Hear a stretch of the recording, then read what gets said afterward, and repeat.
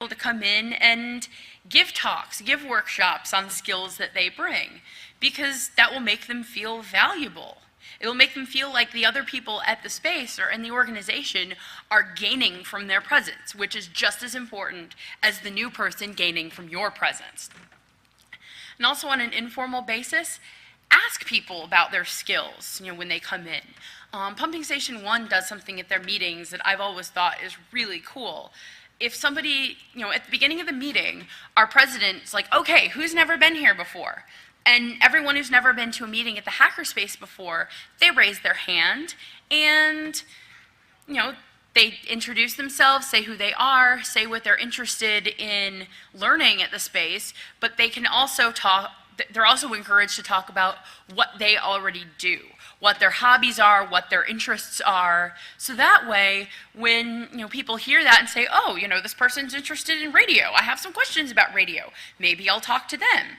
And it provides good conversation starters, and it gets people on that footing of not only expecting to learn things at the hackerspace, but also, expecting to contribute, expecting to, people know what their background is in and can ask questions, can get help from the new people.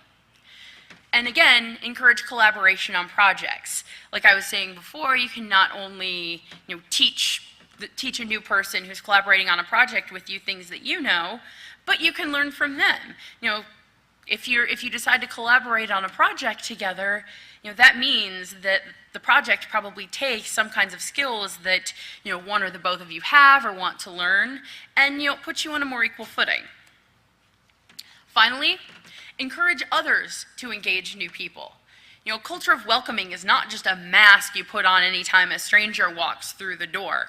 It's something that you've got to keep in mind no matter what, otherwise it's going to come off as forced and just, kind of a mask. You don't want it to come off that way. You want it to be something that's constantly on people's minds and ingrained in the culture of your organization. Just make sure to express the importance of teaching and learning to other members of your organization. And recognize signs of exclusionary behavior.